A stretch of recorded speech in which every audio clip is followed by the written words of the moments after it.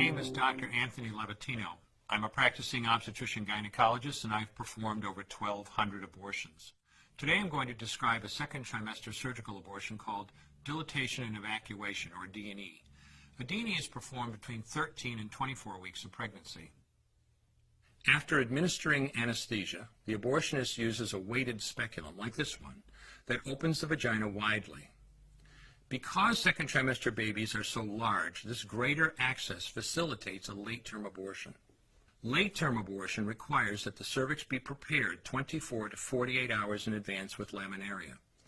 Laminaria is a type of sterilized seaweed that absorbs water over 8 to 12 hours and swells to several times its original diameter. Once removed, metal dilators can be used to further open the cervix as needed. Once the cervix has been stretched open, the suction tube is placed inside. A baby at 20 weeks gestation is as big as the length of my hand, from head to rump, not counting the legs. The suction machine is turned on, and pale yellow amniotic fluid surrounding the baby is suctioned out through the catheters. With babies this big, they don't fit through catheters this size. The baby's bones and skull are too strong to be torn apart by suction alone. This is a SOFR clamp. A SOFR clamp is made of stainless steel. It's about 13 inches long.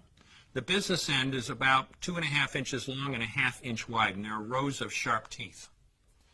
This is a grasping instrument. When it gets a hold of something, it does not let go. The abortionist uses this clamp to grasp an arm or leg. Once he has a firm grip, the abortionist pulls hard in order to tear the limb from the baby's body. One by one, the rest of the limbs are removed, along with the intestines, the spine, and the heart and lungs. Usually the most difficult part of the procedure is extracting the baby's head, which is about the size of a large plum at 20 weeks. The head is grasped and crushed. The abortionist knows he has crushed the skull when a white substance comes out of the cervix. This was the baby's brains. The abortionist then removes skull pieces. He removes the placenta and any leftover parts of the baby with a curette, scraping the lining of the uterus for any remaining tissue. The abortionist then collects the baby parts and reassembles them to make sure that there are 2 arms, 2 legs, and all the pieces.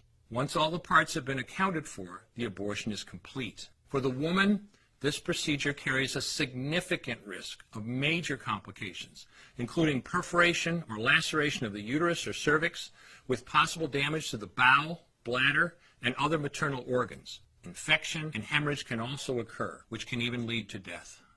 Future pregnancies are also at greater risk for loss or premature delivery due to abortion-related trauma and injury to the cervix. As I mentioned at the beginning, I'm Dr. Anthony Levatino, and in the early part of my career as an OBGYN, I performed over 1,200 abortions.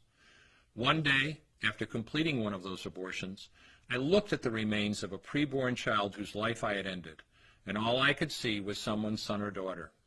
I came to realize that killing a baby at any stage of pregnancy for any reason is wrong. I want you to know today, no matter where you're at or what you've done, you can change. Make a decision today to protect the preborn. Thank you for your time. I will no longer do any more abortions. When you finally figure out that killing a baby that big for money is wrong, that it doesn't take you too long to figure out it doesn't matter if the baby is this big or this big or this big or maybe even this big, it's all the same. And I haven't done any since then, and I never will.